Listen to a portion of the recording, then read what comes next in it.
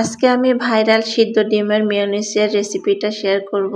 আসলে অন্যান্য মেয়োনিজের থেকে এই ডিমের মেয়োনিজটা কিন্তু দুর্দান্ত স্বাদের হয়। এটা শুধুই আমার কাছে মনে হয় অনেক মজা লাগে। তো চলুন রেসিপিটা আমরা শুরু করি। তো সেই জন্য আমি নিয়েছি 2টা ডিম। আপনারা বাড়িয়ে কমিয়ে নিতে পারেন, কোনো সমস্যা নেই। তো ডিম দুটোকে আমি ভালো করে সিদ্ধ করে নিব, একেবারে ফুল সিদ্ধ করে নিব। তা ডিম দুটো সিদ্ধ হওয়ার পরে ডিম দুটো আমি পরিষ্কার করে ছিলে নিয়েছি। এই যে ডিম দুটোকে আমি খুব ভালো করে কিন্তু খোলাটা খুলে নিয়েছি। তারপর লাগবে আমার একটা ব্লেন্ডার জার। ব্লেন্ডার জারের ভিতর আমি ডিম দুটো দিয়ে দিয়েছি।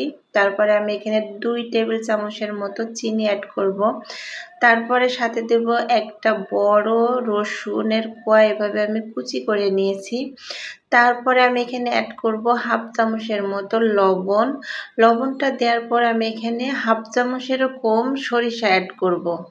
তারপরে আমি এখানে অ্যাড করব গোলমরিচের গুঁড়া। এখানে হাফ চামচের কম অ্যাড করতেছি, আপনারা এটাকে স্কিপ করতে পারেন, কিন্তু দিলে অনেকটা ভালো লাগে। তারপরে আমি এখানে অ্যাড করব চিলি ফ্লেক্স। আমি 2টা মরিচ টেলে নিয়ে হাত দিয়ে গুঁড়ো করে সেখান থেকে হাফ চামচের মতো অ্যাড করেছি। তারপরে আমি এখানে অ্যাড করব 2 টেবিল চামচের মতো গুঁড়া দুধ। গুঁড়া দুধটা দিলে স্বাদটা কিন্তু দুর্দান্ত হয়। একবার হলেও এই রেসিপিটা ট্রাই করবেন, দেখবেন অনেক মজা লাগে। এই অন্যান্য যে কোনো মেয়োনিজের থেকে এটা কিন্তু অনেক স্বাদের হয়। তারপরে এখানে আমি 1 টেবিল চামচের মতো সয়াবিন তেল অ্যাড করেছি। তারপর আমি এটাকে ব্লেন্ডার করে নেব 10 সেকেন্ডের মতো। তো এখানে আমার 10 সেকেন্ডের মতো ব্লেন্ডার করা শেষ। এখানে আমার মনে হচ্ছে আর একটু তেল অ্যাড করা লাগবে, এই জন্য আমি আরও 1 টেবিল চামচের মতো এখানে তেল অ্যাড করব। তেল অ্যাড করার পরে এখানে আমি অ্যাড করব লেবুর রস। লেবুর রস দিলে আপনার ডিমের যে একটা গন্ধ থাকে, এই গন্ধটা একেবারে চলে যাবে। মানে এটা যে ডিম দিয়ে তৈরি এটা একেবারেই বোঝা যাবে না।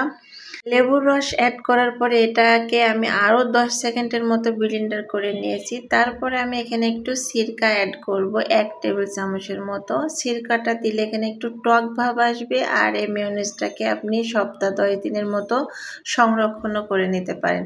তো শেষ পর্যন্ত আমার মেয়োনিজটা তৈরি হয়ে গেছে। আসলে এটা যে এতটা মজার হবে বা এতটা পারফেক্ট হবে এটা কিন্তু আমি সত্যিই ভাবি নাই। একবার হলেও এই রেসিপিটা যারা বানাননি তারা বাসায় ট্রাই করবেন, দেখবেন অন্য কোনো মেয়োনিজ আপনি খেতেই যাবেন না। এটা এতটা মজার হয়, এতটা মজার হয়েছিল। আমি যে উপকরণগুলো দিলাম সেই উপকরণগুলো দিয়ে একবার হলেও বাসায় এটাকে কিন্তু ট্রাই করবেন, দেখবেন যে কোনো ভাজাভুজি বা ফ্রেঞ্চ ফ্রাইয়ের সাথে খেতে কিন্তু এটা দুর্দান্ত। আমি এটাকে ফ্রেঞ্চ ফ্রাইয়ের সাথে পরিবেশন করেছিলাম। আসলে অনেক অনেক মজা। তো আশা করি আমার ভিডিওটা ভালো লেগেছে। ভালো লাগলে কিন্তু একটা লাইক, কমেন্ট, শেয়ার করতে ভুলবেন না। আজকের মতো আল্লাহ হাফেজ।